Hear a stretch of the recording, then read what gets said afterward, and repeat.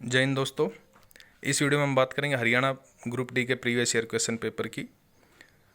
और इस question paper को यहाँ पर अपलोड करने का मुख्य उद्देश्य एक ही है, ताकि आप लोग ये अंदाज़ा लगा सको कि हरियाणा सरकार ग्रुप डी के एग्ज़ाम में किस प्रकार के क्वेश्चंस पूछती है। तो ये जो क्वेश्चन पेपर है ये 18 नवंबर 2017 को आयोजित किया गया था और ये इवनिंग सेशन का पेपर है। अगर आपको इस क्वेश्चन पेपर की PDF चाहिए तो मैं इस वीडियो के डिस्क्रिप्शन में टेलीग्राम का लिंक दे दूंगा, वहाँ से आप डाउनलोड कर सकते हो। तो शुरू करते हैं इस क्वेश्चन पेपर को। पहला क्वेश्चन है, पिंजौर गार्डन किस नाम से जाना जाता है। तो ये जो पिंजौर गार्डन है इसको यादविंद्र गार्डन के नाम से जाना जाता है। पिंजौर गार्डन हरियाणा के पंचकुला ज़िले में स्थित है और इसे यादविंद्र गार्डन भी कहा जाता है। ये क्यों फेमस है? क्योंकि यहाँ पे प्रतिवर्ष हरियाणा सरकार द्वारा आम मेला लगाया जाता है, जिसमें आम की अलग अलग प्रजातियों के बारे में सूचना या जानकारी दी जाती है। अगर हम इस क्वेश्चन के ऑप्शंस की बात करें तो रोज़ गार्डन ये चंडीगढ़ में स्थित है और इसका पूरा नाम जाकिर हुसैन रोज़ गार्डन है। और बात करें वृंदावन और नंदनवन की तो ये दोनों उत्तर प्रदेश राज्य में स्थित हैं। अब देखते हैं नेक्स्ट क्वेश्चन। नेक्स्ट क्वेश्चन है, हरियाणा में मृदा की मुख्य समस्या क्या है। तो हरियाणा में जो मृदा की मुख्य समस्या यानी कि मिट्टी के जो मुख्य प्रॉब्लम है वो मृदा अपरदन यानी कि सोयल इरोजन को माना जाता है। ये आपको ध्यान रखना पड़ेगा। अगर इसके अलावा बात करें तो हरियाणा में मिट्टी को 8 भागों में डिवाइड किया है। जो भारतीय राष्ट्रीय कृषि अनुसंधान संस्थान है उसने भारत की मिट्टी को 8 भागों में बांट रखा है। हरियाणा में भी मिट्टी को 8 भागों में बांटा गया हुआ है। और हरियाणा की जो मिट्टी की मुख्य समस्या है वो मृदा अपरदन यानी कि सोयल का इरोजन है। नेक्स्ट क्वेश्चन की बात करते हैं। कह रहा है कि नदी डॉल्फिन के संबंध में निम्नलिखित पर विचार करें। तो ये गंगा ब्रह्मपुत्र नदी घाटी में पाई जाती है, ये बिल्कुल ठीक है। मैं आपको बता देता हूँ कि भारत का जो राष्ट्रीय जलीय जीव है वो गंगा डॉल्फिन ही है जिसकी ये बात कर रहा है। उसका नाम स्थानीय नाम सुसु है, ये भी ठीक है। जो गंगा डॉल्फिन है उसको वेस्ट बंगाल में सुसु के नाम से जाना जाता है और ये एक अंध प्रजाति है। तो ये स्टेटमेंट भी बिल्कुल ठीक है। तो इस क्वेश्चन का सही जवाब हो जाएगा उपरोक्त सभी यानी कि उक्त सभी। तो गंगा डॉल्फिन के बारे में और क्वेश्चन यहाँ से क्या बन सकते हैं? क्वेश्चन बन सकते हैं कि भाई भारत का राष्ट्रीय जलीय जीव कौन सा है, तो ये है गंगा डॉल्फिन। इसके अलावा एक क्वेश्चन यहाँ पे और भी बन सकता है, वो ये है कि भाई आपसे ये पूछ सकता है कि गंगा नदी को भारत की राष्ट्रीय नदी कब घोषित किया गया। तो ये नवंबर 2008 में भारत की राष्ट्रीय नदी घोषित की गई थी। नेक्स्ट क्वेश्चन देखते हैं। किसने कहा कि हरियाणा शब्द आर्यन शब्द से उपजा है। तो डॉक्टर HR गुप्ता ने ये स्टेटमेंट दिया था कि जो हरियाणा शब्द की उत्पत्ति है ये आर्यन शब्द से हुई है। नेक्स्ट क्वेश्चन देखते हैं। अंतर्राष्ट्रीय योग दिवस 2018 का विषय क्या है। तो ये 2018, चूँकि मैंने बताया अभी आपसे कि ये जो क्वेश्चन पेपर है ये 2017 में आयोजित किया गया था, तो आपको वर्ष 2023 के अंतर्राष्ट्रीय योग दिवस की थीम याद रखनी है। मैं आपको बता देता हूँ कि अंतर्राष्ट्रीय योग दिवस पहली बार वर्ष 2015 में मनाया गया था और 21 जून को ये सेलिब्रेट किया जाता है हर साल। नेक्स्ट क्वेश्चन देखते हैं। सौर भट्टी यानी कि जो सोलर भट्टी होती है उसमें किस प्रकार का दर्पण यानी कि मिरर लगता है। तो उसमें अवतल दर्पण प्रयुक्त किया जाता है। अवतल दर्पण यानी अंग्रेजी में हम बात करें तो इसको बोलते हैं कॉनकेव लेंस। अवतल दर्पण इस प्रकार का होता है और ये होता है उत्तल दर्पण। नेक्स्ट क्वेश्चन है, डैश प्रति अम्लों का एक घटक है। तो NaHCO3 अम्लों का एक घटक कहलाता है। नेक्स्ट क्वेश्चन है, हरियाणा के इतिहास के साक्ष्य कहाँ पर नहीं पाए गए हैं। तो हरियाणा के जो इतिहास के साक्ष्य हैं वो सांची के स्तूप पर नहीं पाए गए हैं। सांची का स्तूप मध्य प्रदेश राज्य में स्थित है। इसके अलावा अशोक स्तंभ ये बिहार में स्थित है और चनेटी का स्तूप ये हरियाणा में स्थित है। थानेसर स्तूप ये भी हरियाणा में स्थित है। तो तीनों जगह पर हरियाणा के साक्ष्य मिले हैं। सांची के स्तूप यानी कि मध्य प्रदेश में हरियाणा का कोई भी साक्ष्य यानी कि एविडेंस नहीं मिला है। नेक्स्ट क्वेश्चन है, वन कृषि के अंतर्गत कौन सी खेती की जाती है। इसके ऑप्शंस हैं औषधीय और सुगंधित झाड़ियाँ उगाना। तो वन कृषि में औषधीय और सुगंधित झाड़ियाँ नहीं उगाई जाती, चारागाह भी नहीं उगाए जाते और घास भूमि में नहीं। तो इसमें आता है वनों का विकास और देखभाल। ये इस क्वेश्चन का सही जवाब हो जाएगा। नेक्स्ट क्वेश्चन है, महाभारत में हरियाणा को बहुधान्यक कहा गया है। बहुधान्यक का क्या अर्थ होता है? तो बहुधान्यक का अर्थ होता है अत्यधिक समृद्ध भूमि। ये आपको इम्पोर्टेंट क्वेश्चन है, काफ़ी बार हरियाणा क्लर्क 2015 में जो भर्ती हुई थी 6000 क्लर्कों की, उसमें भी ये क्वेश्चन पूछा गया था।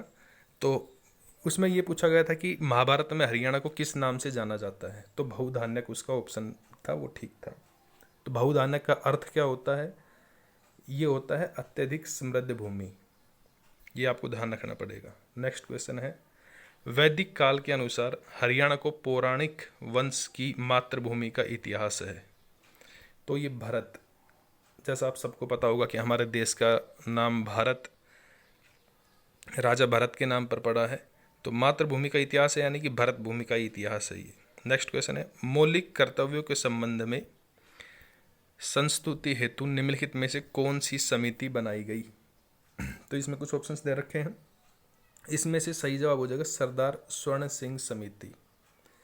ये आपको याद रखना है। मैं आपको बता देता हूँ कि फंडामेंटल ड्यूटीज यानी कि मौलिक कर्तव्य हमारे संविधान के भाग नंबर 4A में वर्णित हैं।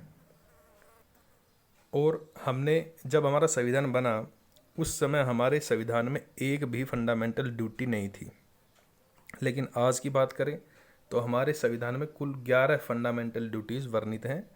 और ये 44वें संविधान संशोधन अधिनियम के तहत संविधान में जोड़ी गई थी सरदार स्वर्ण सिंह समिति की सिफारिश के आधार पर। ये आपको ध्यान रखना पड़ेगा।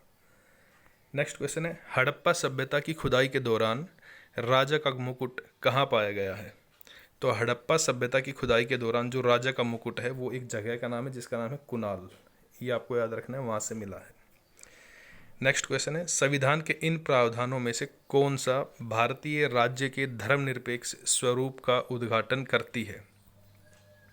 तो इसका जवाब है उक्त सभी, यानी कि उपरोक्त सभी। उपरोक्त सभी में क्या क्या है? प्रस्तावना। देखिए, प्रस्तावना में पंथ निरपेक्ष शब्द का प्रयोग हुआ है, जिसका अर्थ यही होता है कि भाई भारत सरकार की नज़रों में हर धर्म हर पंथ एक समान है। भारत सरकार का खुद का कोई धर्म नहीं है, ये सभी धर्मों को समान रूप से आदर करती है। राज्य के नीति निर्देशक तत्व, इसमें भी आप लोग ये ध्यान दोगे तो इसमें साफ साफ लिखा है कि राज्य अपने राज्य में सामाजिक, आर्थिक और राजनीतिक असमानता को दूर करने के लिए कोई भी नीति बना सकता है। और मौलिक अधिकारों में भी साफ साफ लिखा है कि किसी भी व्यक्ति के साथ धर्म के आधार पर भेदभाव नहीं किया जा सकता। तो इसका जवाब हो जाएगा उपरोक्त सभी।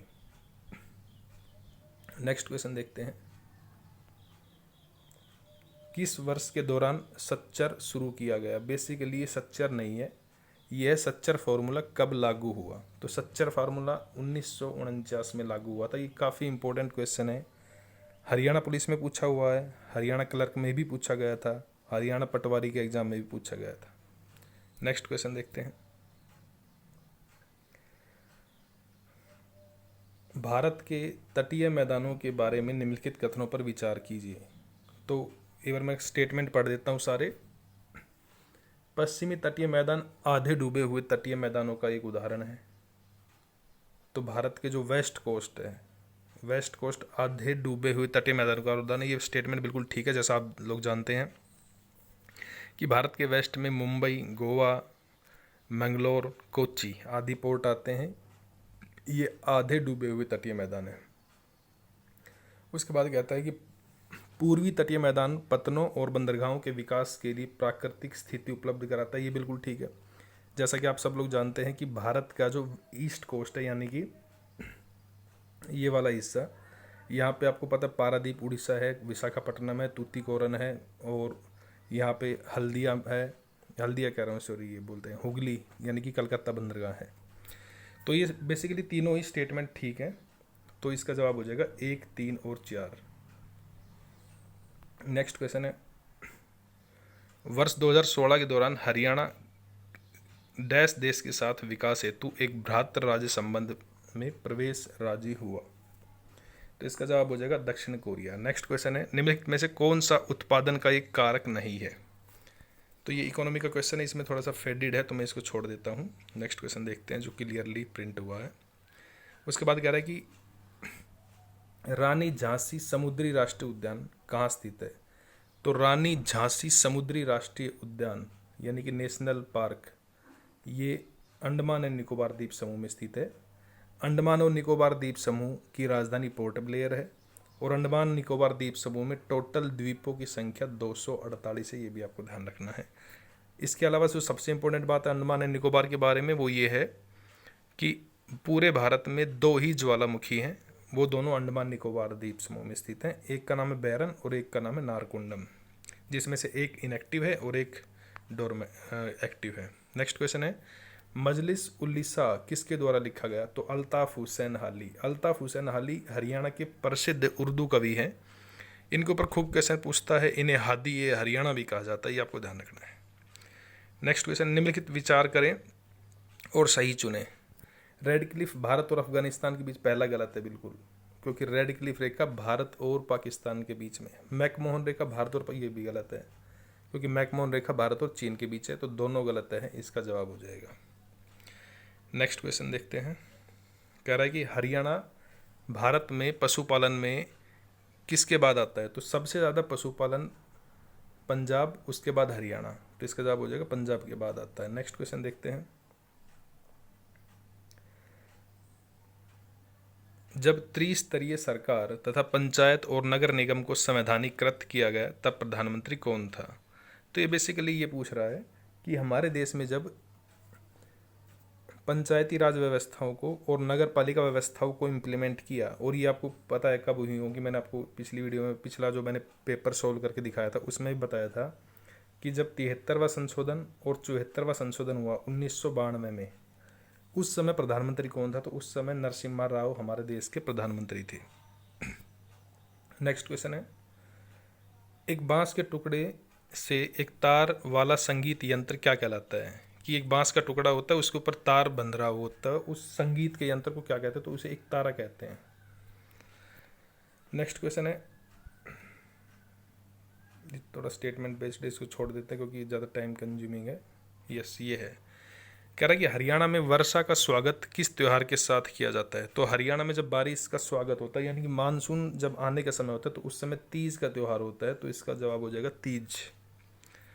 नेक्स्ट क्वेश्चन है, इस द्वीप समूह के द्वीप में पूर्वी तट और असमेकित गोलास्मो, रोडे, बटिया, कंकड़ से बने तूफानी समुद्र किनारे हैं।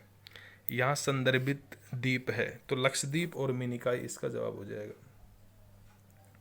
मन्नार की खाड़ी, कच्छ का रण, इसका मैं एक बार थोड़ा सा बता देता हूँ, बिल्कुल इजी सा है। जैसे ये भारत का नक्शा है, तो मैं आपको बता देता हूँ कि ये यहाँ पे साउथ में अगर देखते हो, इधर इस वाले इलाके में, तो ये यहाँ पर है मन्नार की खाड़ी, ये यहाँ पर है कच्छ का रण, ये यहाँ पर है लक्षद्वीप, और अंडमान निकोबार आपको पता है यहाँ पे है।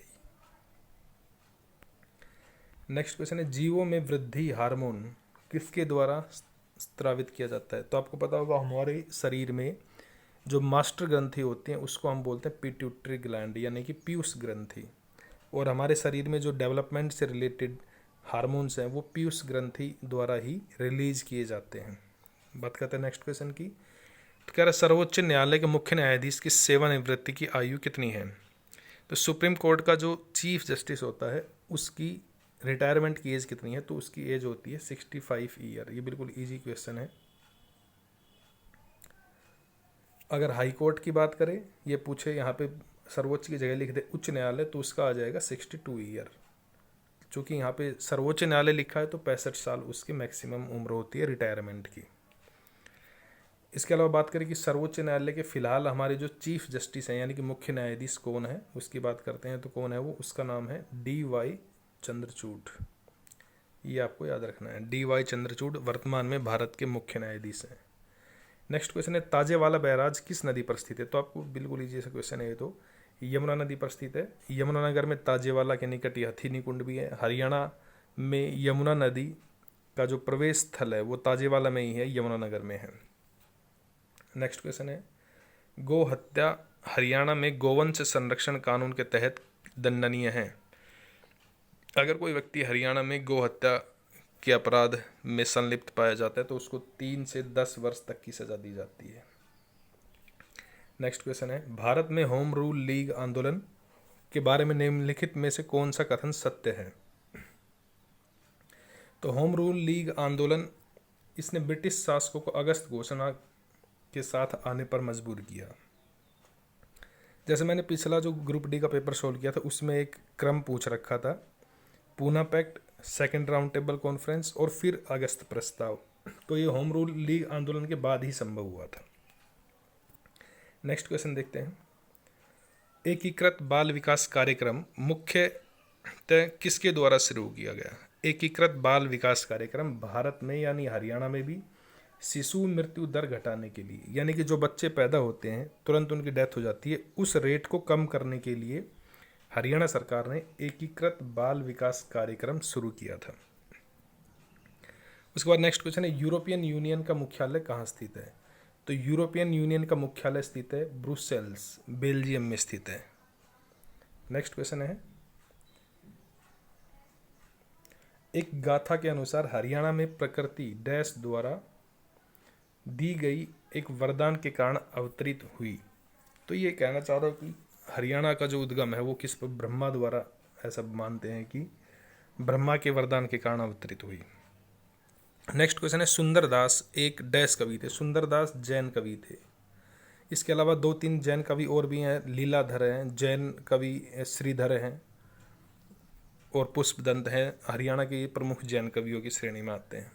नेक्स्ट क्वेश्चन है, हरियाणा के डैश जिले से लाला लाजपत राय स्वदेशी आंदोलन में भाग लिया?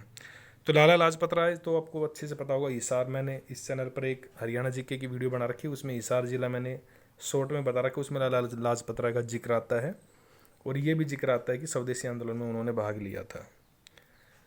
लाला लाजपत राय विश्वविद्यालय मुलाना हिसार में स्थित है, ध्यान रहे। नेक्स्ट है, वह धातु जो ऊष्मा का सुचालक है वह कौन सी धातु है जो विद्युत यानी कि इलेक्ट्रिसिटी की कंडक्टर है? तो ये है चांदी। नेक्स्ट क्वेश्चन है, अनंगपुर बांध को डैश बांध भी कहते हैं? तो अनंगपुर बांध को ग्रेविटी बांध भी कहा जाता है। नेक्स्ट क्वेश्चन है, भारतीय राष्ट्रीय खाद्य सुरक्षा अधिनियम 2013 का प्रावधान करता है? तो वहनीय मूल्यों पर खाद्य और पोषण सुरक्षा। बेसिकली खाद्य सुरक्षा अधिनियम का मुख्य पर्पज यही था कि भारत में खाद्य सुरक्षा को सुनिश्चित किया जा सके और वैध मूल्यों पर लोगों को पोषण युक्त भोजन मिल सके।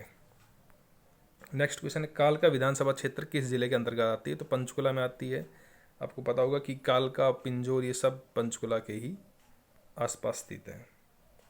नेक्स्ट क्वेश्चन है, डैश नदी सप्त सिंधु प्रदेश का भाग मानी जाती है? तो सरस्वती नदी मानी जाती है। हरियाणा सरकार ने सरस्वती नदी की को दोबारा से जीवित करने के लिए कुछ प्रयास किए हैं और सरस्वती विकास बोर्ड का भी गठन किया है। सरस्वती विकास बोर्ड के जो चेयरमैन होते हैं वो स्वयं हरियाणा के मुख्यमंत्री हैं, ध्यान रखना है। नेक्स्ट क्वेश्चन है, धारणीय विकास को बढ़ावा देने के लिए हरियाणा ने किस वर्ष के दौरान एक वन नीति विकसित की थी? तो विकसित की थी 2006 में। तो ये था आज का पेपर, मिलते हैं नेक्स्ट वीडियो में, तब तक के लिए गुड बाय।